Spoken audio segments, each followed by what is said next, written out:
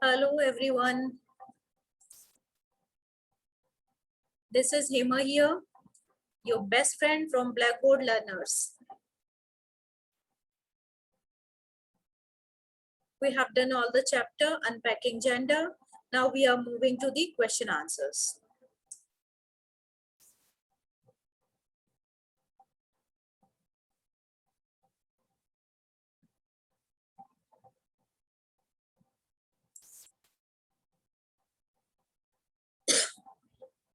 Now we are going to start the question answers of the same chapter from civics portion, unpacking gender. The question is, what do you mean by unpacking gender?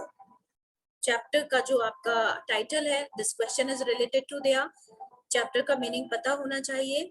So this is socio-cultural phenomena to differentiate between male and female. Separation के लिए जो word एक दिया गया है male और female, this unpacking gender shows that. Next question is, what do you mean by gender inequality? The answer is the practice of discrimination between male and female to the extent that that unequal treatment is meted out to males and females is different in different fields is known as gender inequality. Male और female के बीच जो एक भेदभाव है socially society में, that is known as gender inequality.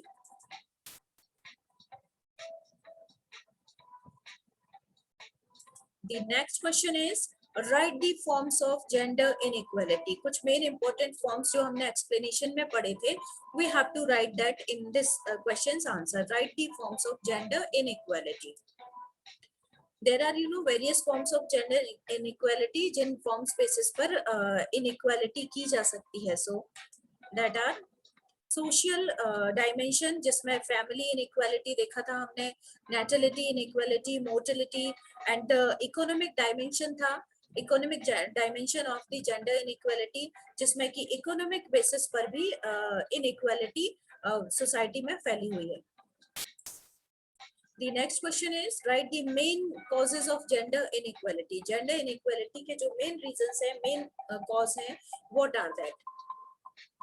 So there are many causes which are known as main causes of gender inequality. बहुत सारे अलग अलग कारण हैं जो कि main cause की तरह ही treat किए जाते हैं, जो main important reason है, that are discrimination against the girl child and female education has been neglected, जिस तरह हम देख रहे हैं, and female infanticide, female foeticide, these all are the main important causes of gender inequality.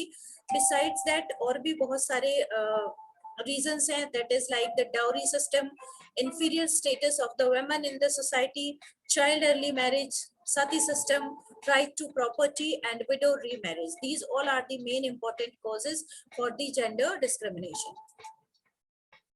Next question is, what are the name of social reformers? कुछ social reformers के name हमने पीछे उनके बारे में detail में पढ़ा था. We just have to name them here. So Raja Ram Mohan Roy, जिन्होंने की ब्रह्म समाज he established, and Dayanand Saraswati, Swami Dayanand Saraswati, he established Arya Samaj for the welfare of the women, and Ishwar Chandra Vidyasagar, and next is Sir Syed Ahmad Khan, which was the only person from the Muslim community who all worked for the women welfare of these women.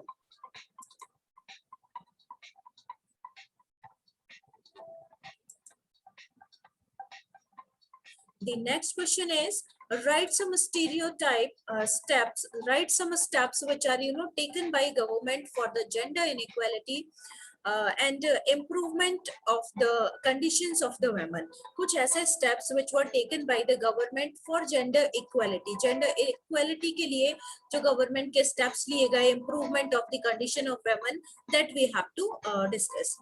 So the main steps were taken by the government for gender equality and improvement are, first one was adult franchise was extended for women too. हमने पढ़ा था explanation में, we have already came to know this कि adult franchise women के लिए भी लाई गई थी और इससे एक जो डेमोक्रेसी को स्ट्रॉन्ग किया गया, that was the main important reason. फिर next was right to inherit property, next is declaring dowry as illegal, education for women, setting up anganwadis and passing the bill to reduce harassment. ये बहुत सारे ऐसे steps थे जो कि women education, women welfare के लिए लिए गए थे। इनको मैंने डिटेल में एक्सप्लेन किया है, hope you would have understood, समझे होंगे आपने। जैसे राइट टू इनहेरिट प्रॉपर्टी में कोई शेयर नहीं होता था, डाउरी जो कि the material which was given to the girl, वो सब उसको इलीगल डिक्लेयर कर दिया गया, एजुकेशन लेकर आई गई, आंगनवाड़ी सेट किए गए एंड बहुत सारे बिल लेकर आए गए जिससे वुमेन हरासमेंट को रिमूव किया गया।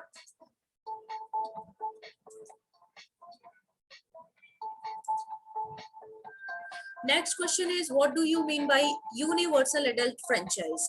अब हमने जो अभी पीछे क्वेश्चन देखा कि वुमेन इंप्रूवमेंट के लिए सबसे पहले यूनिवर्सल एडल्ट फ्रेंचाइज को एक्सटेंड किया गया, तो what was that universal adult franchise? Adult universal adult franchise means right to vote for male and female if they are 18 of their age. अगर एज में आप 18 या 18 प्लस है तो you have the right to cast your vote.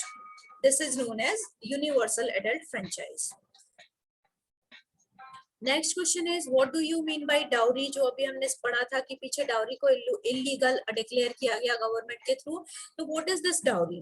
तो dowry is the amount may be in cash और in the material form which is given to the groom's family from daughter's family side. जो लड़की वालों की तरफ से लड़के की फैमिली को कुछ अमाउंट और एक मटेरियल कुछ चीजों के थ्रू चीजों के रूप में दिया जाता है, that is known as dowry. Next question is explain Anganwadis. So Anganwadi क्या है? This we have to explain. The answer is in front of you. Anganwadis are the centers run by government for the welfare and to take care of women and their child too. Anganwadis कुछ ऐसे centres हैं जो government के through चलाए जाते हैं जिनमें women की एजुकेशन, उनकी टेक केयर की जाती है, उनके बच्चों को भी वहां पर प्रॉपर फैसिलिटीज दी जाती हैं। एंड ये सब वुमेन को एजुकेट करने के लिए, किसी तरह वुमेन को आगे फील्ड में, हर फील्ड में आगे ले जाने के लिए ही these steps were taken by the government. The next question is what do you mean by stereotype? Stereotype क्या है? This is the belief system. This is an idea which fixed about a particular type of person or thing which may not true. एक ऐसा belief system जो कि आप अपने दिमाग में बना लेते हैं, अपने माइंड में सेट कर लेते हैं किसी पर्सन या किसी चीज को लेकर, जो कि ज्यादातर परसेंटेज में सही नहीं होता। Next is explain Hindu code bill. Hindu code bill जो कि लेकर आया गया था वुमेन वेलफेयर के लिए, what is that? We have to explain. So the answer is the Hindu code bill was collection of laws. इसमें कई सारे लॉज थे जो कि वुमेन वेलफेयर के लिए लिए गए थे, which was led by Bhimrao Ambedkar. Bhimrao Ambedkar ने अपनी आवाज, अपनी वॉइस रेज की for the welfare of the women, like तलाक जैसी चीजों के लिए उन्होंने उनको वुमेन को इस चीज से मुक्ति दिलाने के लिए, इस चीज से गेट रिड करने के लिए, छुटकारा पाने के लिए अपनी आवाज उठाई।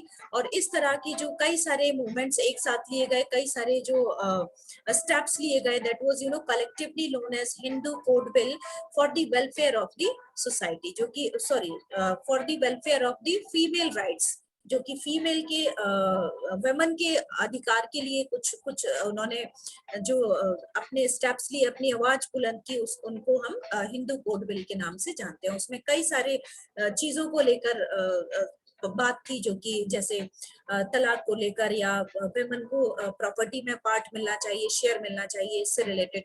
तो ये कई सारे बिल कई सारे एक साथ लॉज थे।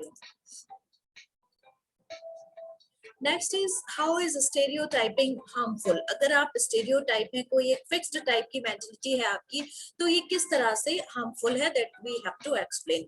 सो the answer is the notion of a stereotype is generally negative age. हम देखेंगे कि अगर आप स्टेरियोटाइप मेंटलिटी है, आपके व्यूज स्टेरियोटाइप है, तो ये ज्यादातर नेगेटिव होंगे, ठीक है।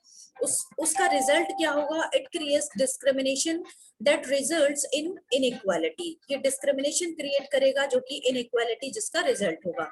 एंड नेक्स्ट हो सकता है इट इज प्रेजुडाइज और irrational and based on fear what is different, जो कि अलग अलग तरह से अलग अलग रूप में देखने को मिलेगा सोसाइटी में। तो स्टीरियोटाइप होना हर तरह से हार्मफुल है, चाहे वो प्रेजुडिस हो, इरेशनल हो, बेस्ड हो किसी और फियर और व्हाटएवर थिंग्स, डिस्क्रिमिनेशन, वो हर तरह से डिस्क्रिमिनेशन को ही क्रिएट करेगा। स्टीरियोटाइप होना is harmful in any reference, किसी भी तरह से हार्मफुल है स्टीरियोटाइप होना। Next question is write one example of each stereotype gender role of male or female, male and female. Stereotype जो मेंटलिटी है मेल और फीमेल को लेकर, उसका एक एक example we have to right.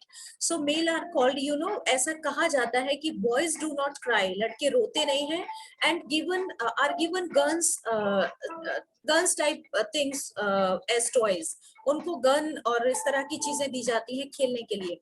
And girls are given play houses and dolls to play. इस तरह की मेंटलिटी है कि बॉयज को जो प्लेइंग टॉयज दिए जाएंगे, प्लेइंग ऑब्जेक्ट्स, वो गन जैसी चीजें होंगी, कार जैसी चीजें होंगी, लेकिन गर्ल्स के लिए हाउस होल्ड टाइप के हाउस प्ले हाउसेस टाइप की चीजें होंगी, जिससे ये इंडिकेशन होगा कि girls only can work inside the house. So these were the examples of stereotype gender role of male and female. Next is what are the similarities between rural and urban women's condition? Rural और urban की जो women है उनमें क्या similarity है? So the similarity is the rural and urban women both work hard for their family, but their work is considered uncountable. बहुत मेहनत करती हैं वो, हार्ड वर्क करती हैं, लेकिन उसकी कोई काउंटिंग नहीं है, अनप्रोडक्टिव वर्क की तरह उसको लिया जाता है, जैसे कि उसकी कोई वैल्यू ही नहीं है। They face discrimination and do not get their right place in the family and society. हमेशा उनको डिस्क्रिमिनेशन फेस करना पड़ता है, भेदभाव फेस करना पड़ता है, और वो पोजीशन भी स्ट्रॉन्ग पोजीशन जो कि मेल को मिली होती है उनको सोसाइटी में एंड फैमिली दोनों में ही नहीं मिली होती है।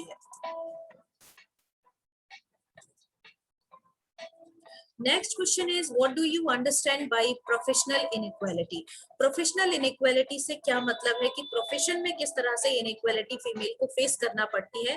तो professional inequality means the discrimination which women often face in employment.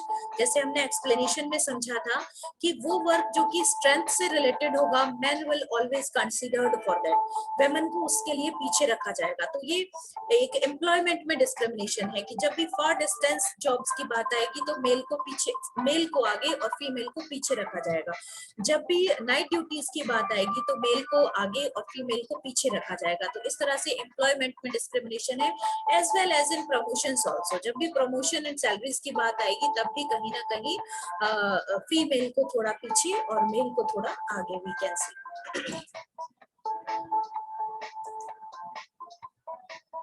So that all about the question answers. I hope आपके समझ आ गए होंगे. Write down it all, whatever is required, and these are your choice. I think all are required क्योंकि ये chapter बहुत अच्छा था. All things I have cleared. तो आपको question answers complete करने हैं. check करते रहना. description जरूर check कर लें for the further details. And these are your choice, which is choice, but you have to do like, share, subscribe, comment, press the bell icon. आपके जो भी क्वेश्चंस हो आप हमें भेज सकते हैं, आप कमेंट कर सकते हैं। आपकी क्वेरीज डिस्क्रिप्शन बॉक्स में लिंक दी हुई होती है, तो आप उसको जरूर चेक करें। और thank you so much for watching, and आप इतना सारा जो आपका प्यार भेज रहे हैं उसके लिए थैंक यू सो मच, और सभी लोग देख रहे हैं इसके लिए बहुत बहुत थैंक यू।